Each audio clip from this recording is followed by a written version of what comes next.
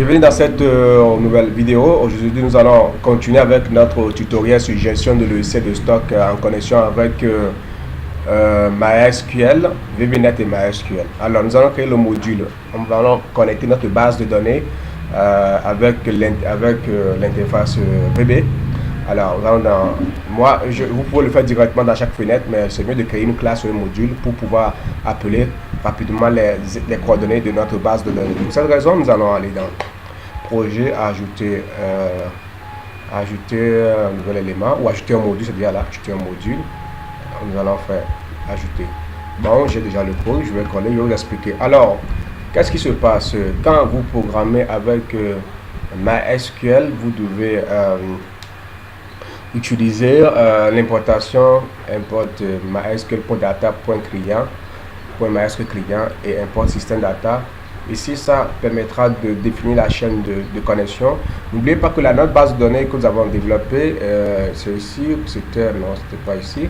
La base de données, c'était là, on l'avait appelé stock. Alors, nous allons insérer le nom de stock ici. Donc, my base de données, c'est ça qui est stock. Alors, si vous avez un serveur en ligne que vous voulez connecter avec votre application, mettez votre adresse IP du serveur en ligne et les users, puisque par défaut, le username, le user ID, c'est root et mot de passe, il n'y a rien. Mais si vous avez personnalisé votre WAMP serveur, il faut également changer. Ici, ça refuse. Pourquoi? Parce qu'on n'a pas encore ajouté le référencement, le DDL de MySQL. Donc, VB, certains VB n'ont pas automatiquement cela. Ou soit vous allez dans projet, ajouter une référence. Ajouter une référence. Ça va charger. Vous devez télécharger le DDL de MySQL. Donc, nous allons dans comme nous allons faire parcourir.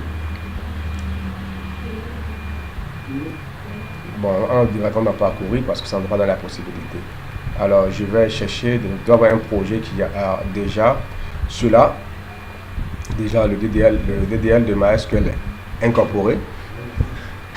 Donc, je cherche directement ça.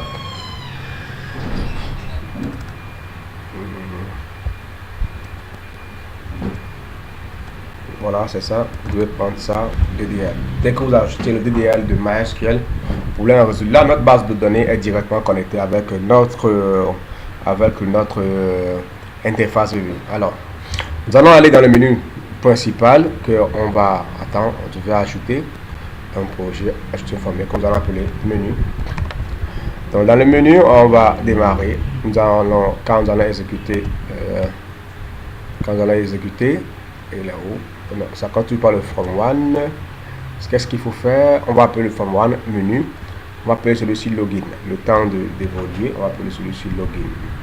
Voilà, login. Le from one sera notre. Vous renommez, oui, allez-y. From one sera notre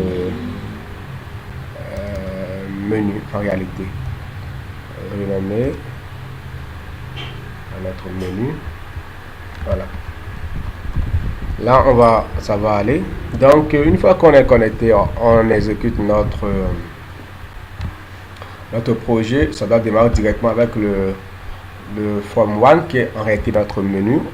Donc, on peut modifier en propriété, on peut modifier le nom de notre from one de A à Z. Même pas la possibilité. Propriété. Nom du fichier. Ok. Bon, on y va d'abord. On va gagner un temps. Alors, nous allons utiliser les vrais menus. Donc, pour cette raison, on va dans boîte à outils. On va chercher menu strip. Voilà, menu strip. Ici, on aura nouveau. Attention.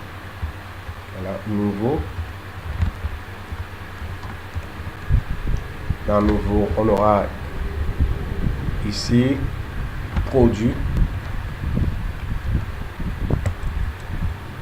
Pour produit, on aura en bas fournisseur. On aura en bas utilisateur. On aura ici approvisionnement.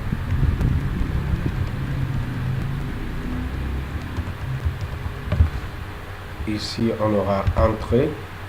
Alors pour vous c'est ça qui est entré. On aura ici peut-être sortie. Bon, on aura ici magasinier. Là on fait comme si quand le produit entre en stock, c'est sorti pour bon, même boutique. Boutique. Là, ça sort de notre magasin pour aller à la boutique. Voilà.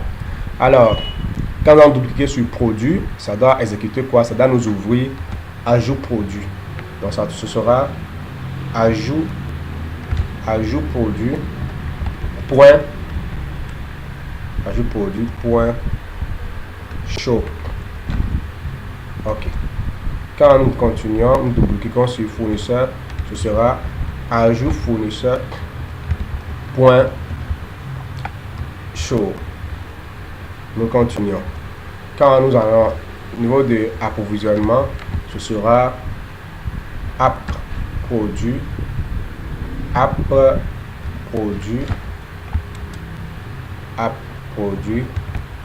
point show. Nous continuons. Quand nous irons dans sortie, on n'a pas encore programmé la sortie.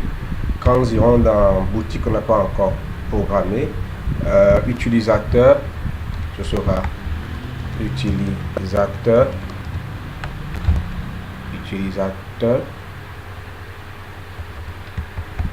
point show.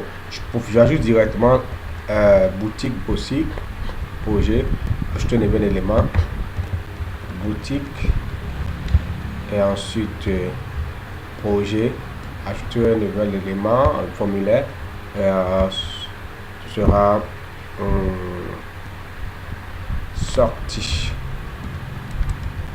Voilà, parce que l'entrée c'est l'approvisionnement. L'entrée en tout cas on va voir. Donc on retourne à notre menu et on continue. Au niveau de sortie, on va utiliser sortir point show. Ok, on continue. Au niveau de boutique, on va choisir boutique point show. Alors, quand nous allons essayer d'exécuter notre programme, nouveau produit, ça ouvre, nouveau utilisateur, ça ouvre.